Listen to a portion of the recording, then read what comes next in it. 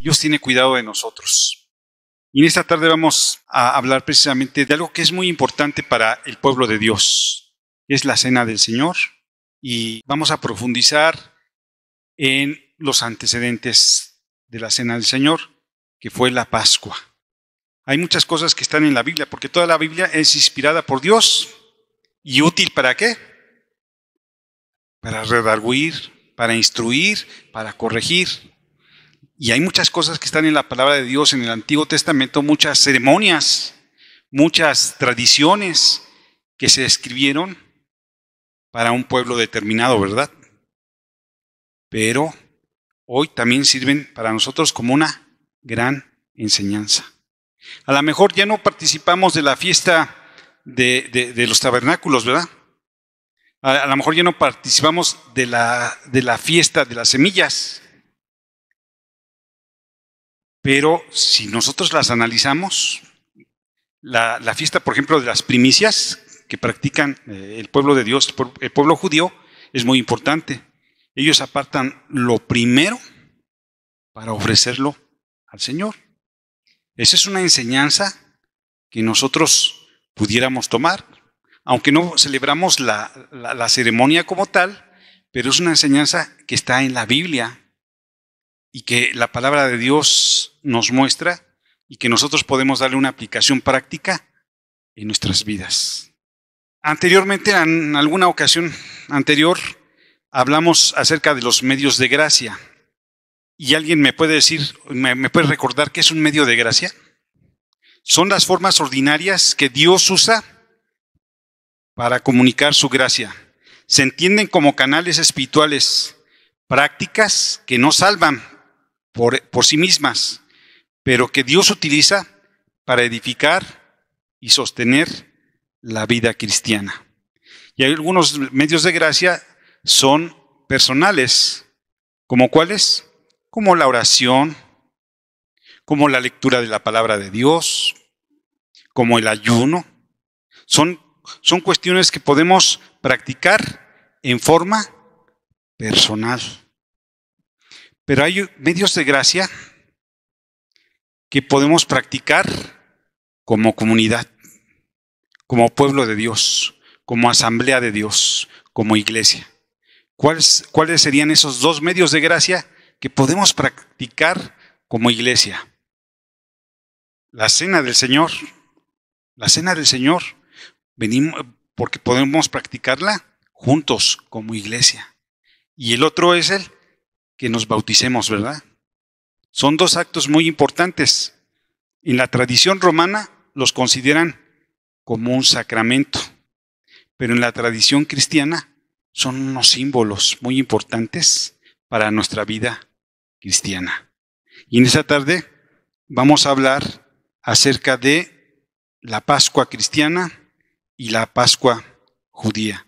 Pero antes de ello, me gustaría que inclináramos nuestro rostro delante del Señor y le pidamos sabiduría, entendimiento, para que Dios sea el que dirija nuestras vidas y podamos juntos aprender lo que Dios quiere para nuestras vidas. Padre Santo, te damos gracias por esta oportunidad que nos das de estar en unidad, por la oportunidad que nos das de venir en comunión contigo, Señor, primeramente, para alabarte, para honrarte, para bendecirte. Pero también te damos gracias porque nos das la comunión de estar juntos los unos con los otros, participando de este servicio que es para ti, Señor. En este momento que vamos a escudriñar tu palabra, te pedimos tu sabiduría, esa sabiduría que proviene de lo alto, para que abras nuestro entendimiento y podamos ser partícipes de la bendición que tú tienes para nuestras vidas. Te lo pedimos con todo nuestro corazón, en el nombre de Jesús. Amén.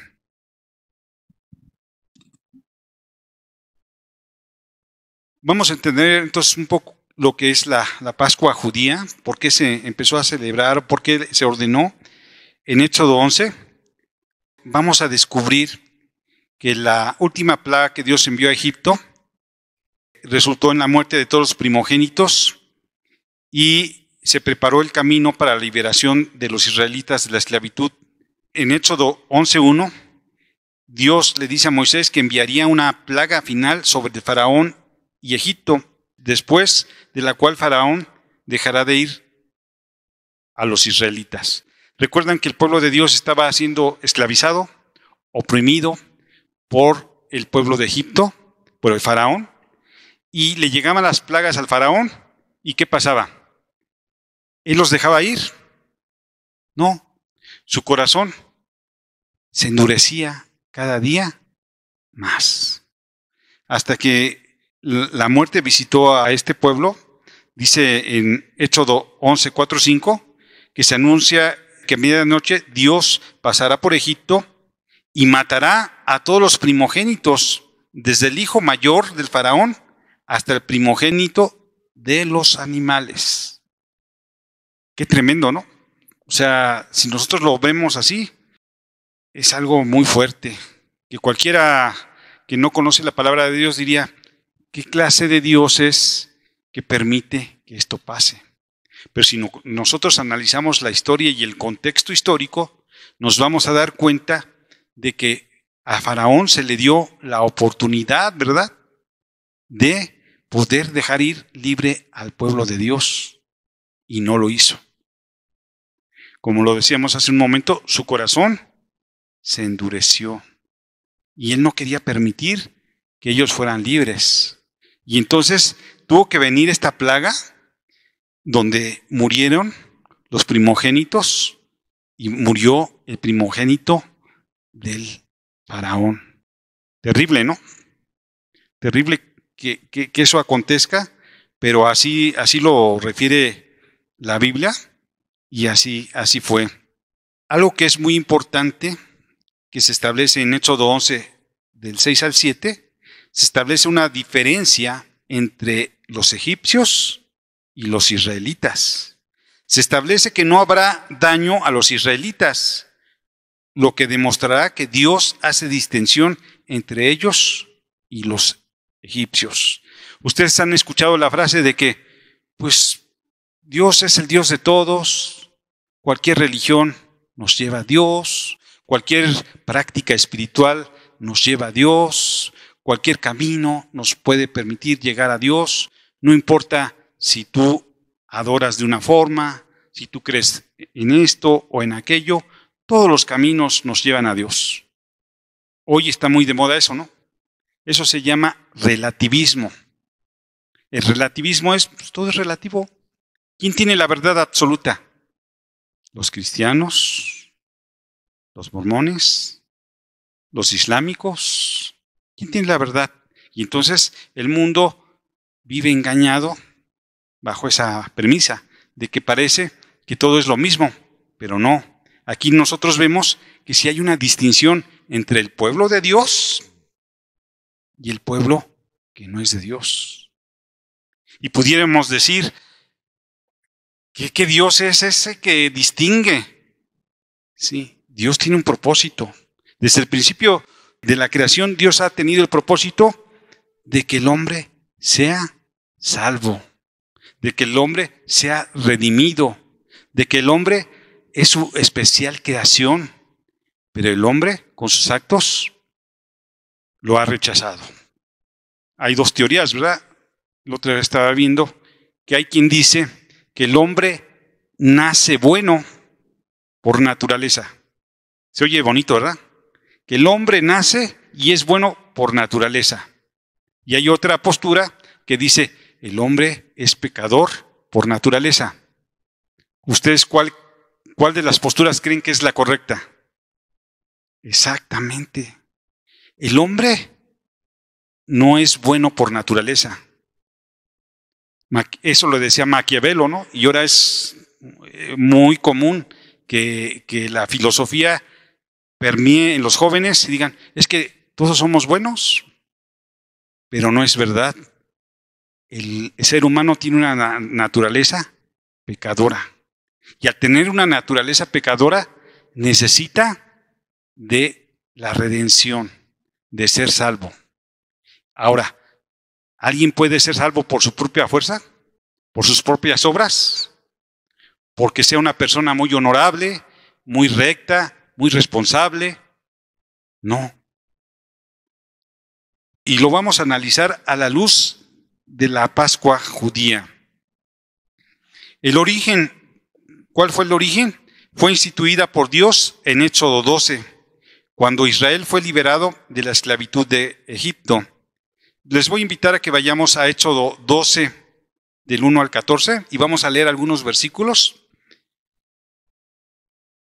Vamos a ver que Dios ordena a Israel sacrificar un cordero sin defecto, comerlo con panes sin levadura y hierbas amargas, y marcar las puertas con su sangre. Con su sangre. Los dinteles con la sangre del cordero. El versículo 3 dice: el día 10 de este mes, cada uno de ustedes debe tomar un cordero por familia, según las familias de los padres. El versículo 5, el animal debe ser macho de 1 año y sin ningún defecto, y lo tomarán de las ovejas de las cabras. Versículo 6, lo apartarán hasta el día 14 de este mes, y toda la congregación de Israel lo sacrificará entre la tarde y la noche. Versículo 7, tomarán un poco de sangre y la pondrán en los 2 postes y en el dintel de las casas donde la vayan a comer.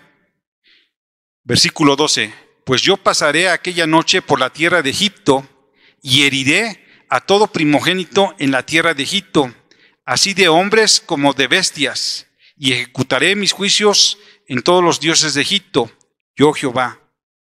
Y la sangre os será por señal en las casas donde vosotros estéis, y veré la sangre, y pasaré de vosotros, y no habrá en vosotros plaga de mortandad cuando hiera la tierra de Egipto. ¿Qué iba a pasar? Ellos iban a apartar la ofrenda que le estaban dedicando al Señor, el cordero, que fuera un cordero sin mancha, que fuera un cordero limpio, y iban a rociar la sangre, ¿en dónde? En los postes y en el dintel, que es el marco de la puerta. ¿Y la promesa del Señor cuál era? Yo voy a pasar, pero no voy a permitir que la muerte llegue a ustedes. ¿No les parece algo fabuloso? Es una promesa, ¿sí? Es una promesa que ahí está en la palabra de Dios. El cordero. Tenía que sacrificar el cordero. ¿Y el pueblo de Dios en ese momento obedeció? Sí. Ahí sí obedeció, gracias a Dios. Y hubo mucha mortandad. Murieron los primogénitos, incluyendo al hijo de Faraón. ¿Y los hijos de los israelitas? ¿Qué pasó? Ellos fueron librados. Ellos fueron redimidos desde ese momento. Y aquí podemos ver algo. ¿De qué lado nos conviene estar? ¿Del lado del Faraón o del lado del pueblo de Dios? Si nos conviene estar del lado del pueblo de Dios, tendríamos que obedecer lo que viene aquí en su palabra. Y si nosotros obedecemos lo que hay en su palabra, vamos a vivir unas vidas victoriosas, unas vidas redimidas y redimidas por la sangre del Cordero. Amén. Me gustaría también leer el versículo 23, porque Jehová pasará hiriendo a los egipcios, y cuando vea la sangre en el dintel y en los 2 postes, pasará Jehová a aquella puerta y no dejará entrar al heridor en vuestras casas para herir. Dios no lo va a permitir. Dios no iba a permitir que entrara la muerte a ese lugar. Y cuando nosotros tenemos al Señor en nuestras vidas, podrán venir adversidades, podrán venir muchas circunstancias, pero Dios no permite que el heridor, la maldad, entre en nuestras vidas y no entre en nuestras casas y no entre en nuestros hogares, porque tenemos promesa, porque somos hijos de Dios, porque somos hijos del nuevo pacto y Dios tiene un propósito para nuestras vidas. Y cuando Él nos llame a su presencia, tenemos esperanza. Y esa esperanza no avergüenza. esa esperanza es fiel y verdadera. Amén. Entonces el propósito de la Pascua es recordar la liberación de Egipto cuando el ángel de la muerte pasó por alto las casas marcadas con sangre. La Pascua se convirtió en una fiesta anual de memoria y redención. Recuerda la noche en que el ángel de la muerte pasó por las casas de los israelitas y los libró, gracias a la sangre del Cordero Pascual puesta en los dinteles de las puertas. Cada año, los judíos celebran la Pascua con una cena especial, le llaman Seder, comiendo pan sin levadura, hierbas amargas y recordando la liberación. Es una fiesta de memoria y redención. Hasta el día de hoy, ellos lo siguen celebrando. No le llames a un judío en esas fechas porque no te contestan ni el teléfono, porque ellos están de fiesta celebrando la Pascua. Dios los liberó, Dios los sacó de Egipto y Dios les dio una promesa, y a pesar de que el mundo se ha puesto en contra de todos ellos, esa nación sigue en pie y trae una promesa. No por ello nosotros vamos a querer volver a esas tradiciones, ¿verdad? Porque esas tradiciones tuvieron un fin y un propósito para un pueblo elegido por Dios, al que nosotros amamos, al que nosotros respetamos, al que nosotros valoramos como nación. Pero nosotros, el pueblo de Dios, también trae una promesa muy grande. Entendemos bien lo que fue la Pascua judía, ¿verdad? Ahora vamos a ver la Pascua cristiana, cómo la celebró Jesús. Los evangelios narran que Jesús celebró la Pascua con sus discípulos la noche en que fue entregado. Marcos 14, 12 al 16. Voy a leer algunos versículos. El primer día de la fiesta de los panes sin levadura, cuando sacrificaban el cordero de la Pascua, sus discípulos le dijeron: ¿dónde quieres que vayamos a preparar para que comamos la Pascua? Y envió 2 de sus discípulos y les dijo: id a la ciudad y os saldrá al encuentro un hombre que lleva un cántaro de agua. Seguidle, y donde entrare, decid al señor de la casa: el maestro dice, ¿dónde está el aposento donde he de comer la Pascua con mis discípulos? Y él os mostrará un gran aposento alto, ya dispuesto. Preparad para nosotros allí. Fueron sus discípulos y entraron a la ciudad y hallaron como les había dicho y prepararon la Pascua. ¿Ok? Entonces, en el primer día de la fiesta de los panes sin levadura, los discípulos le preguntan a Jesús: ¿dónde vamos a celebrar la Pascua? Y Jesús les da indicaciones claras y precisas. Yo cuando leo este versículo, esta historia, yo ya tenía todo preparado, ¿no? Porque le dicen: ustedes vayan, van a ver a un hombre que tiene un cántaro de agua, le dicen que dónde se va a llevar a cabo la preparación de la Pascua, y él les va a decir dónde ya estaba preparada. Él ya tenía todo listo en un aposento alto. Dios tiene el control de todas las cosas. Y él sabía dónde iba a celebrar la fiesta de la Pascua. Mateo 26, 26 al 29. Y mientras comían, tomó Jesús el pan y ¿qué hizo? Dice: y mientras comían, tomó Jesús el pan y bendijo y lo partió y dio a sus discípulos y dijo: tomad, comed, esto es mi cuerpo.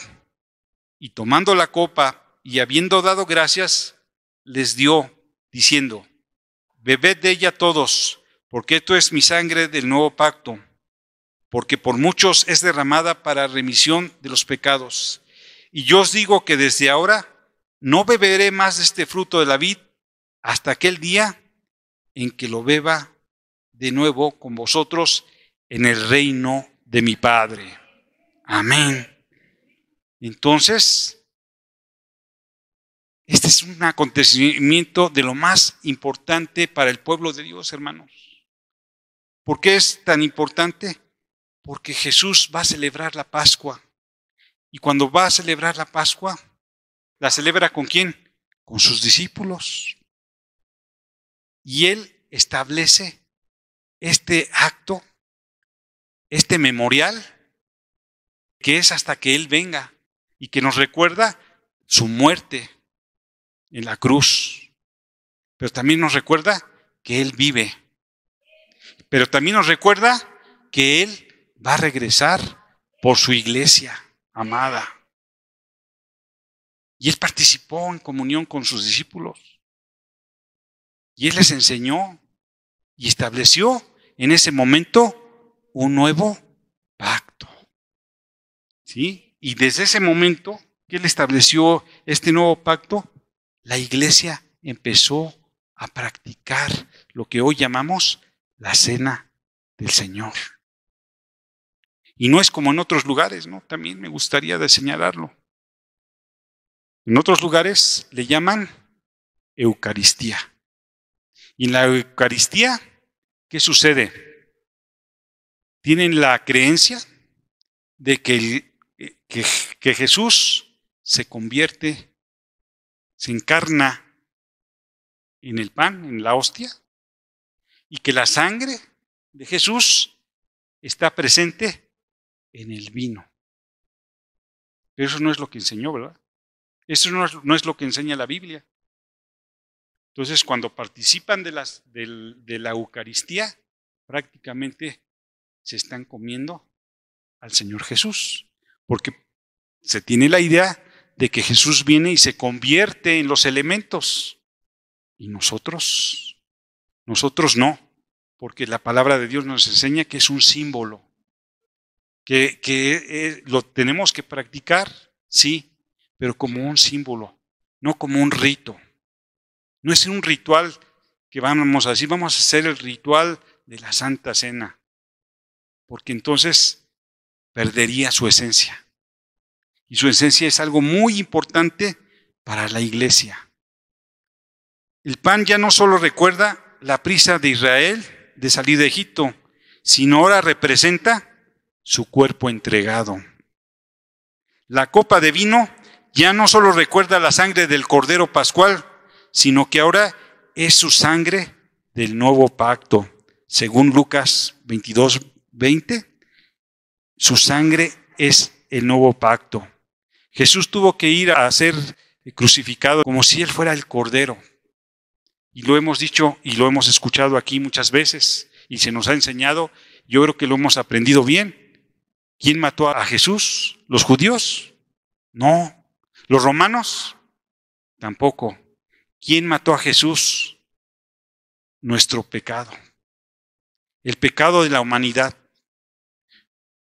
Por eso es, de tal manera amó Dios al mundo, que dio a su Hijo unigénito, para que el que cree no se pierda, mas tenga vida eterna.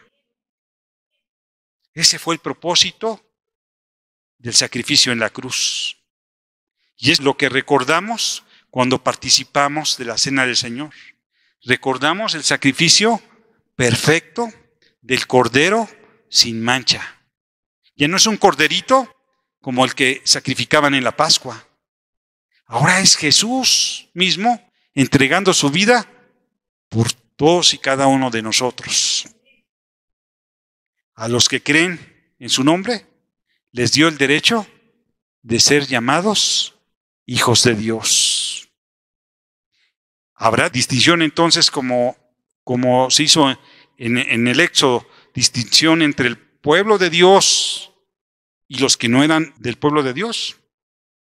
Claro, hermanos, hay una distinción muy grande y nosotros nos deberíamos de sentir honrados, privilegiados de estar hoy reunidos en la casa de Dios. Porque desafortunadamente no todos tienen esa bendición de estar reunidos para alabar a Dios. No todos tienen la bendición de conocer a Jesús como su único y suficiente Salvador. No todos tienen la bendición de entender el sacrificio de Jesús en la cruz. No todos tienen la bendición de haber sido redimidos por la sangre de Cristo. Es nuestro deber y obligación compartir la palabra de Dios para que muchos crean, para que muchos procedan al arrepentimiento y se acerquen confiadamente ante el trono de la gracia de Dios. ¿Esa responsabilidad de quién es? De la iglesia, de todos los redimidos, porque todos los que estamos aquí somos pecadores, pero redimidos por la sangre de Cristo. No por nuestros méritos, ni porque seamos muy buenos, ni muy inteligentes, ni muy sabios, sino es por la gracia de nuestro Señor Jesucristo, que cubre multitud de pecados. Y si hubiéramos pecado, abogado tenemos. Tenemos quien nos defienda, quien intercede al Padre. El único mediador entre el Padre y nosotros es Jesucristo el justo. Nadie más. Entonces, Lucas 22:20 dice, de igual manera, después de que hubo cenado, tomó la copa diciendo, esta copa es el nuevo pacto en mi sangre, que por vosotros se derrama. Esta copa es el nuevo pacto. Hoy vivimos bajo un nuevo pacto, hermanos. Ya no vivimos bajo la ley y haríamos mal en querer regresar a la ley. Porque ¿quién pudiera cumplir la ley? ¿Quién, hermanos? Por más que nos pudiéramos esforzar por cumplir la ley, sería bien complicado. Hoy hay muchas doctrinas y vientos de doctrina que avasallan, ¿no? Como testimonio les puedo compartir que un amigo querido que hoy ya mora en la patria celestial, él un día me invitó a comer a un lugar, ¿no? A unos cortes, y su propósito era como hacerme reflexionar y entender que la postura que teníamos, bajo la cual fuimos enseñados en la gracia, no era suficiente. Él se hizo de lo que hoy llamamos judaizante. Entonces me empezó a explicar lo de las fiestas, regresar al sábado, muchas cosas, ¿no? Y mientras comíamos, él me compartía eso.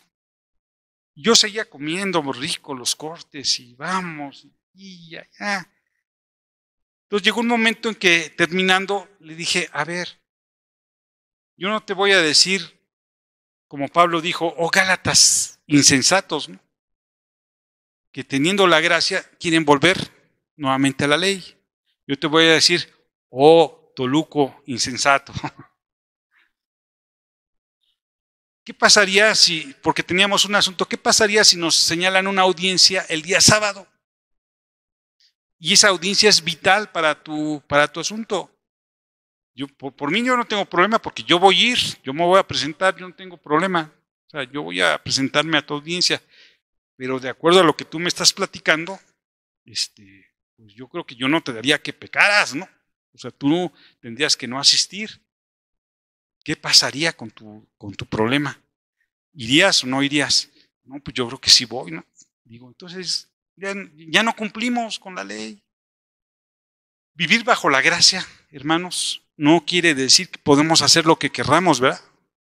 Vivir bajo la gracia es vivir reconociendo que Jesús, que el Señor, ya hizo el sacrificio en la cruz y ya nos redimió de nuestros pecados. ¿Y que podemos volvernos a equivocar? Sí. Pero mientras nosotros tengamos una conciencia y podamos arrepentirnos de esos pecados, podemos ser limpios por la sangre del Cordero de Dios, que quita el pecado. ¿Sí? Entonces la copa de vino ya no solo recuerda la sangre del Cordero Pascual, sino que ahora es la sangre del nuevo pacto. Me gustaría que fuéramos a 1 Corintios 11, 23 al 26. Aquí ya no está hablando Jesús, aquí ya va a hablar el apóstol Pablo. Y dice, porque yo recibí del Señor lo que también os he enseñado, que el Señor Jesús, la noche que fue entregado, tomó pan y habiendo dado gracias, lo partió y dijo, tomad, comed, esto es mi cuerpo que por vosotros es partido. Haced esto en memoria de mí. Asimismo tomó la copa después de haber cenado, diciendo, esta copa es el nuevo pacto en mi sangre. Haced esto todas las veces que bebieres en memoria de mí. Así pues, todas las veces que comieres este pan y bebieres esta copa, la muerte del Señor anuncias hasta que ¿qué? Hasta que Él venga. Entonces, anunciamos la muerte del Señor. ¿Hasta cuándo? Hasta que Él venga. Y es una práctica que debemos hacer constantemente. ¿Cada cuándo? ¿Cada 8 días? ¿Cada 15? ¿Cada 20? La Biblia no nos dice cada cuándo. Pero Dios pone en el corazón cuándo, ¿verdad? También la Biblia dice que nos examinemos antes de participar de la cena del Señor. Por eso al principio les decía, ¿estamos en comunión? No es lo mismo estar juntos que estar en comunión. Porque podemos estar juntos y no tener comunión.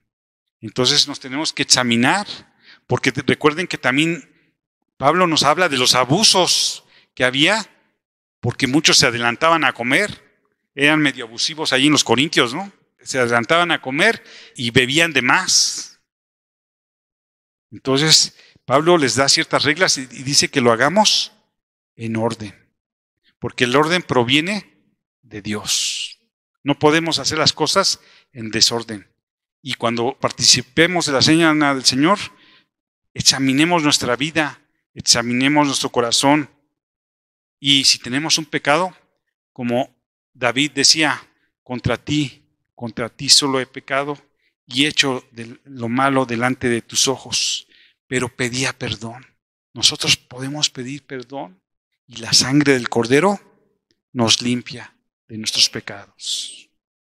Y entonces la mesa va a estar abierta para todos. Porque ¿a poco podemos decir tú sí, tú no? No. La mesa es abierta para todos, pero cada quien se tiene que examinar. Cada quien, por eso la hermana hace 8 días nos dijo, vamos a prepararnos para participar de la cena. ¿Y cómo nos podemos preparar? En oración, en lectura de la palabra, en ayuno, pero principalmente en arrepentimiento. Entonces, la cena del Señor nace en el contexto de la Pascua judía, pero Jesús la resignifica con el nuevo pacto en su sangre, mostrando que Él es el verdadero Cordero de Dios. Y nosotros reconocemos que no es un sacramento, es un memorial. ¿Por qué es un memorial? Porque recordamos el sacrificio de Jesús en la cruz del Calvario. Jesús ordenó en Lucas 12:19, haced esto en memoria de mí. No lo hacemos como un ritual, no lo hacemos como una forma de religión, no lo hacemos como una práctica, lo hacemos en memoria de Él. Cada vez que participamos, traemos a la mente el precio que costó nuestra salvación. Cada vez que yo participo de la cena del Señor, reconozco que yo no merecía nada, pero el amor de Jesús en la cruz hizo que yo lo mereciera todo. Amén. Entonces, cuando participemos esta tarde o las subsecuentes ocasiones de la mesa del Señor, reconozcamos que todo lo que decimos, que todo lo que hagamos, sea en el nombre de Jesús. ¿Sí? Y reconozcamos el sacrificio de Él en la cruz. Entonces, es un memorial, también es comunión, porque es la unidad del cuerpo de Cristo. El pan que partimos no es la comunión del cuerpo de Cristo, según 1 Corintios 10:16. El pan que partimos no es la comunión del cuerpo de Cristo. Recordemos que nosotros somos parte de la iglesia, somos el cuerpo de Cristo, ahora aquí en la tierra. Somos los representantes ante el mundo de que Jesús es el Señor. Hace rato la hermana hablaba de también cosas importantes que están sucediendo en nuestro país. Y yo quiero decirles que el nombre de Jesús puede causar dos situaciones. O causa, a los que conocemos, ¿qué nos causa? Gozo, alegría, esperanza. Pero a los que no conocen a Jesús, ¿qué causa? Miedo a veces, ¿verdad? Rencor, resentimiento. Así realmente rechazo. Yo estaba escuchando a una diputada, un diputado se paró y se le ocurrió mencionar el nombre de Dios en la tribuna, ¿no?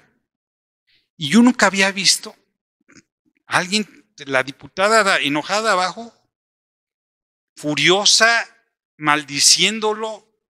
O sea, no lo tenía enfrente, lo había golpeado, ¿no? Pero eso es lo que causa el nombre de Jesús. El nombre de Jesús o causa gozo o causa rechazo. Hoy tristemente vemos en países de África, Nigeria, si no mal recuerdo, la persecución tan terrible de los hermanos que creen en Jesús, de la iglesia. Todas las organizaciones no gubernamentales marchando por la supuesta violación de derechos humanos en Gaza. ¿Sí recuerdan?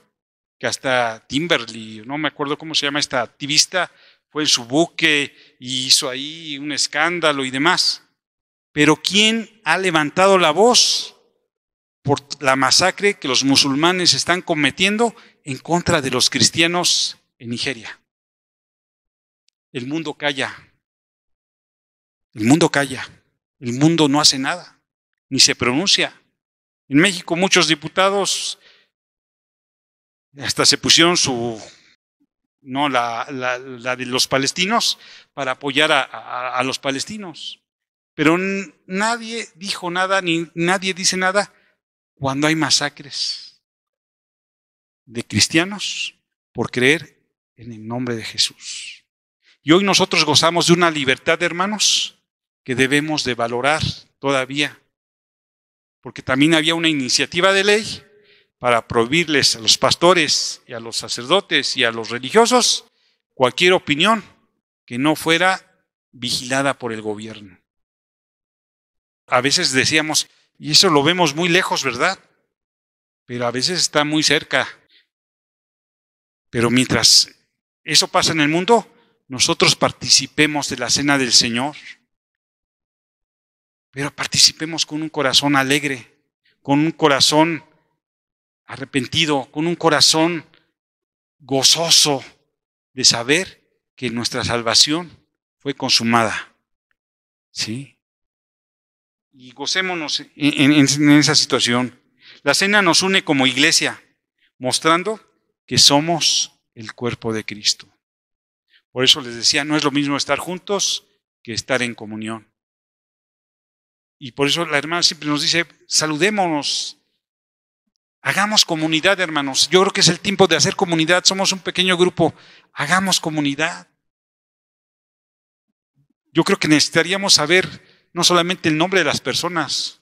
Yo creo que si a mí me hacen ahorita un examen y me preguntan el nombre de cada uno de ustedes, pues voy a reprobar, la verdad, hermanos. Penosamente voy a reprobar. Pero no solamente deberíamos de conocer el nombre, deberíamos saber lo que hay en el corazón de mi hermano, de mi hermana. ¿Qué piensa? Deberíamos de compartir un poquito más, porque somos el cuerpo de Cristo. Y nos debemos de gozar. Cuando escuchamos los testimonios, hermana, yo me gozo.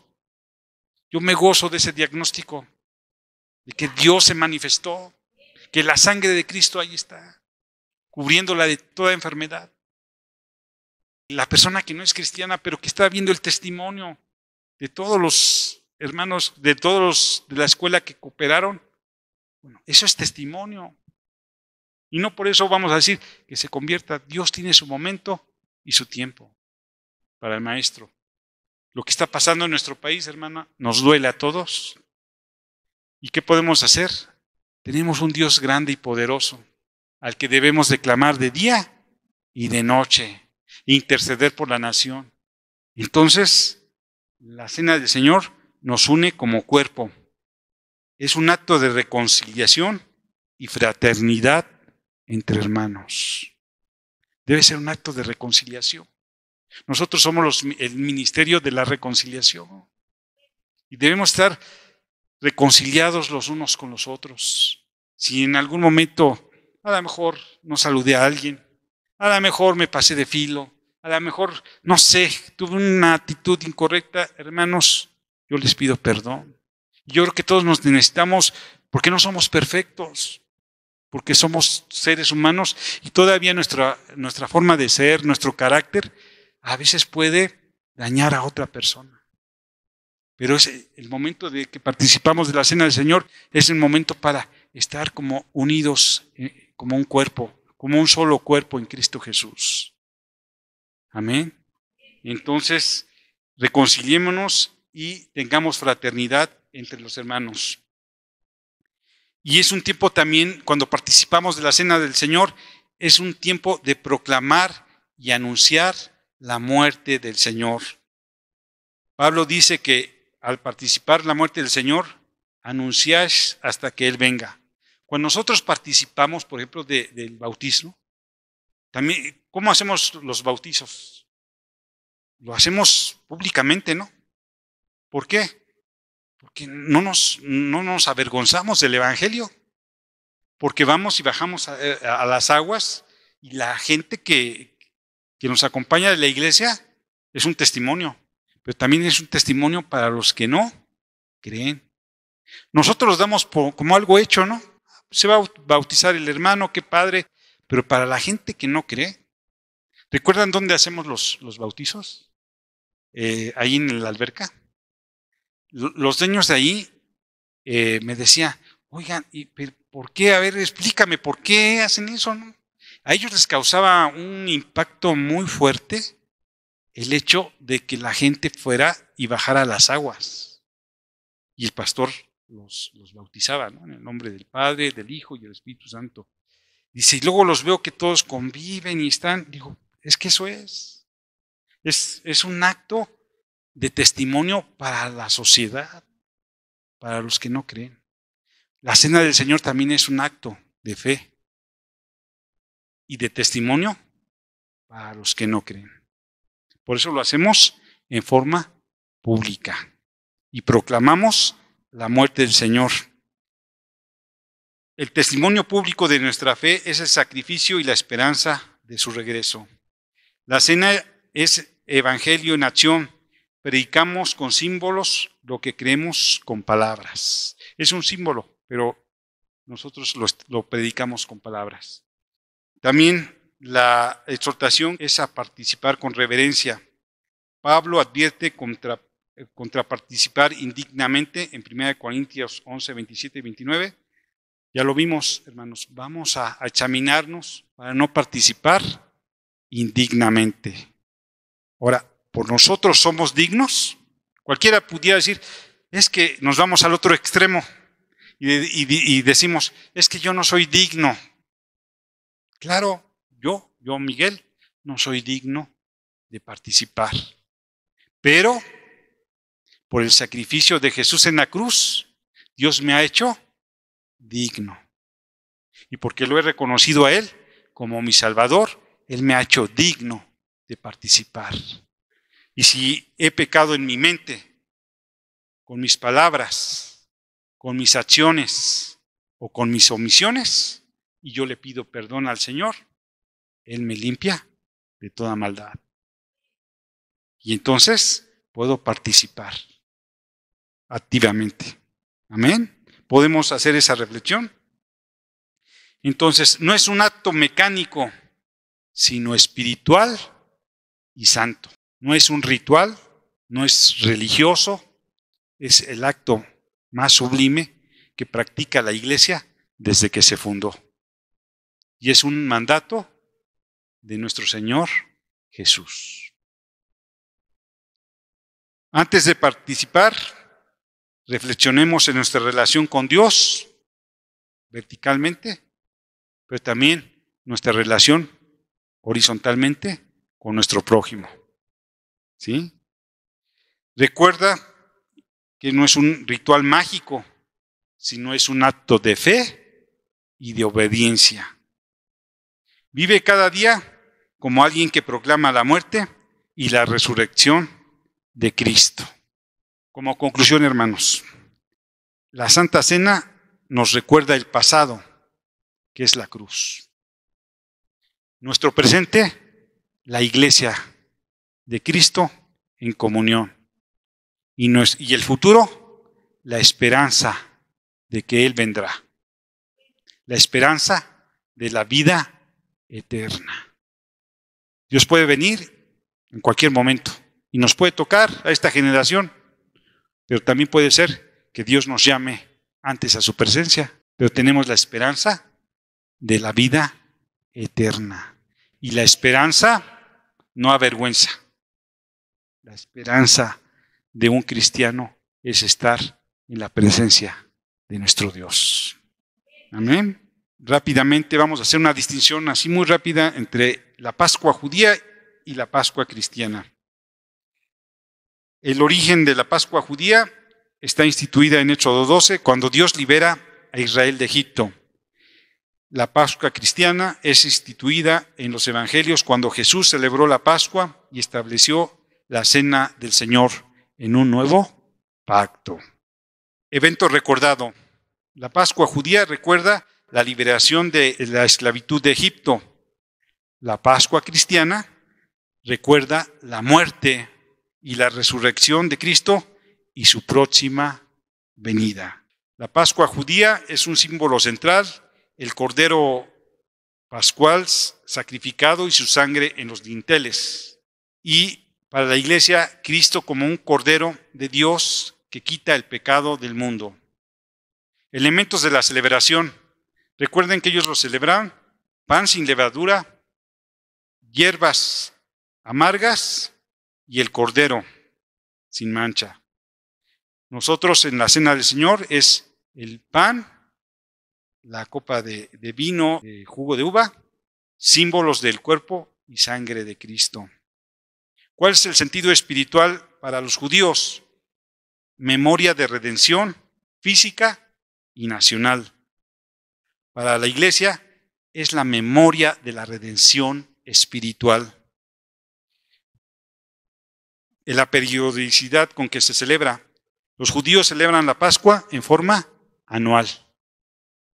Nosotros la celebramos constantemente, no hay fecha para decir, hay quien la celebra cada 8 días, cada mes, cada principio de mes, en Navidad, no sé. Es respetable, pero simplemente hay que celebrarla cuando el Señor lo indique. Proyección futura. Para los judíos, recordar la fidelidad de Dios en la historia de Israel.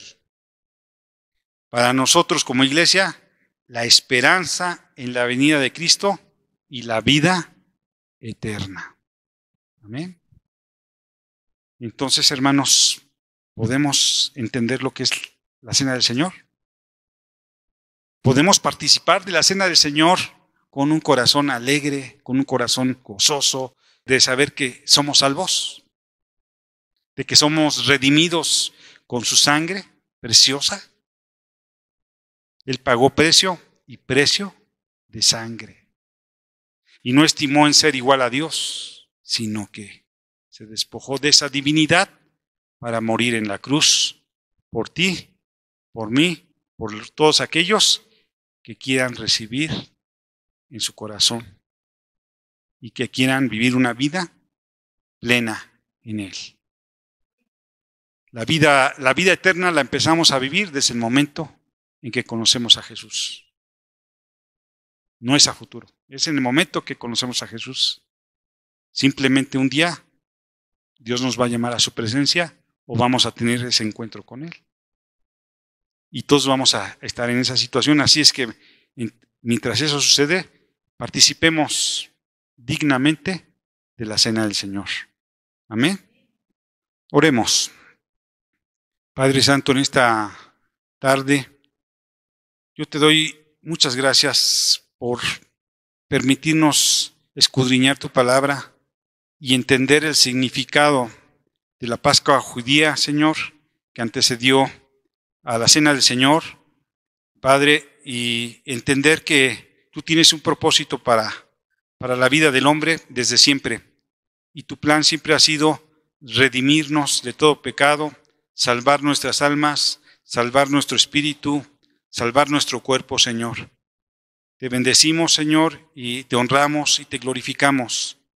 Y en esta tarde que vamos a participar de este acto tan importante, tan simbólico para tu iglesia, Señor, ayúdanos a hacerlo con conocimiento, con un espíritu noble, Señor, con un espíritu agradecido de lo que tú has hecho en nuestras vidas, Padre.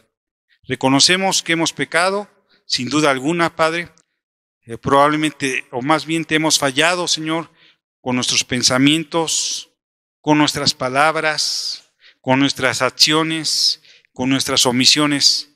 Pero tú, que eres un Dios justo y verdadero, intercedes por nosotros, Señor Jesús, ante el Padre, y nos limpias de todo pecado y de toda maldad.